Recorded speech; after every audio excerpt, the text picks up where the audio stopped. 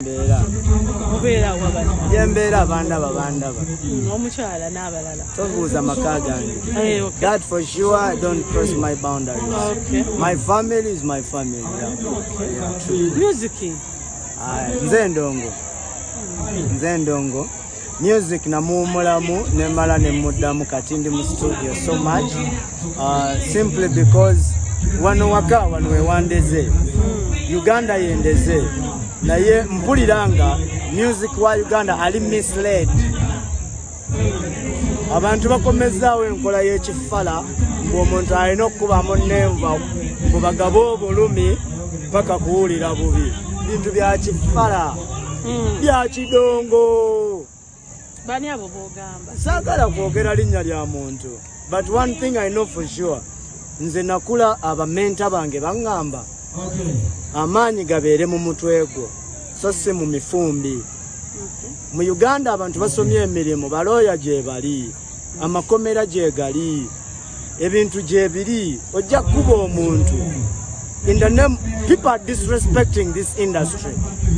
And government is not coming out to condemn this. Okay. I don't know oba bano abantu abali mu colonel nonsense balina ne backup. But I think balina backup because these are criminals. These are not musicians. I don't care. Okay. You don't care. It's okay. But these are criminals. Why not focus on the music netuyimba? Than doing what? Than fighting. Okay. For example, nze ndi musajja agoberedde abasajja ngaba Fela Kuti abatandika music wa Afrobeat. Ngoberedde abasajja ngaba Banner Boy, ngoberedde abasajja ngaba Davido n'abalala. I don't see this happen in their country. I don't see this happen to abantu abamanyi music owaddala. But we are disappointment music industry to the industry. I'm not joking about this.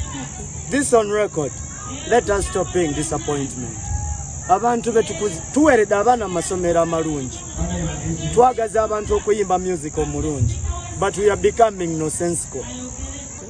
Nze sironda, siwagira bya bufuzi, sina kibiina, siri mu federation, siri mu UMA, sina kyendimu. But mbadde nsaba ekintu kimu, tuyimbira abantu. That is all I'm asking for. Tuyimbira abantu balina ennaku okusinga ono katemba gwe tulimu. Abantu balina ennaku yaabwe okusinga bino ebyekisiru bye tulimu. People cannot sing because bayimba music wa layisi. Music ali mu Uganda wa layisi kyovola banze sigenda kuyimbira Uganda. Uganda ngenda kwebakayo.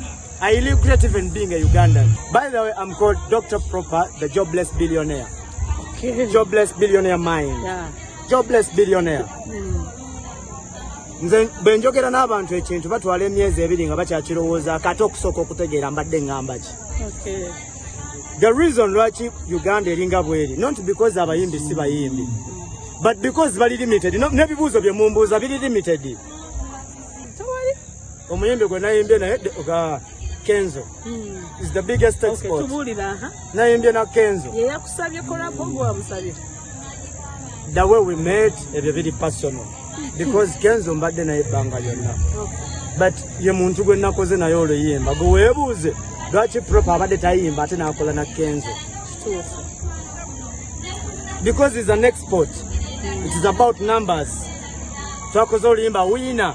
Tetwakoze oluyimba lwakwemulugunya. Wabula oluyimba oluzaamu abantu essuubi. Davido, Wizkid, Thames, Banner Boy, Wu-Tang Clan. I'm heading for you. Okay. I'm heading for you. No, Mamagala local. Me, I'm not local. Okay. Me, I'm not local. It's okay. You might even be getting an interview from me for the last time. Yes, I'm Kwanubo. Sagala werinde. Oli muntu gwe mmanyi. Muweke wike tomanche nalidde.